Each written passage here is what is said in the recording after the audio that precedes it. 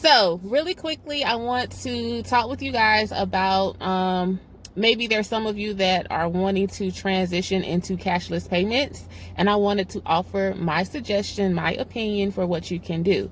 For me, about 2 years ago, that's when I completely stopped accepting cash payments. Okay.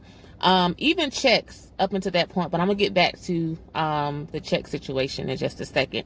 So it may be some of you out there that are still accepting cash or checks. There are plenty of clients that you may have that leave their payments behind, on the counter.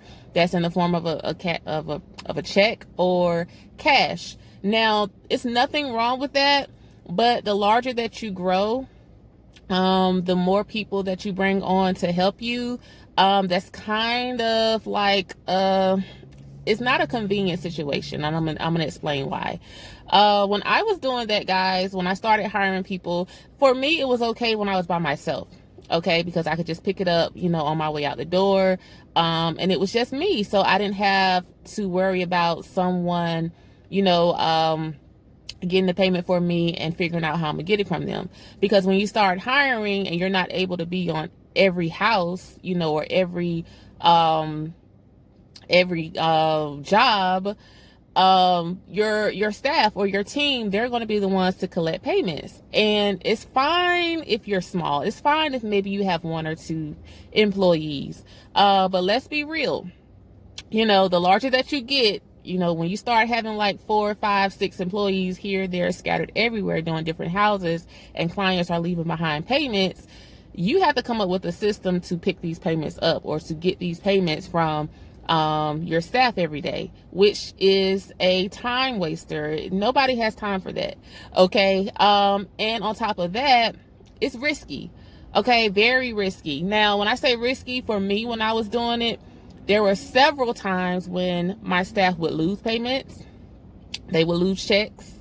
They would never lose the cash payments, but with checks, they're so easy to drop or fall out of the pocket and, misplaced. So that became an issue for me. That's when I was like, look, there has to be a better method. Okay. And luckily I didn't have employees that had sticky fingers, whenever there was a cash payment left behind. Thank goodness I never had to deal with that. But there were several incidences where, they would just simply be careless, and misplace a check.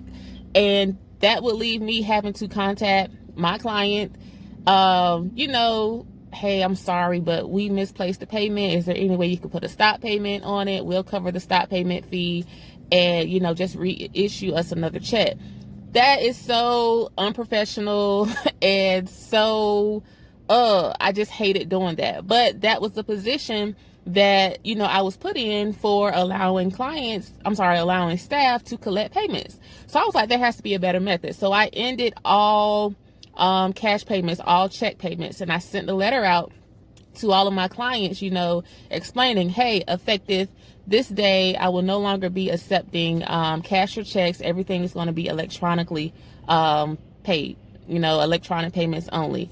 Everyone was on board. Okay. All my clients were on board. So that's why I'm explaining to you guys, because I know for me, it was an eye opener. I didn't know, I felt like a lot of clients, wouldn't be turned on to that, but fortunately they were.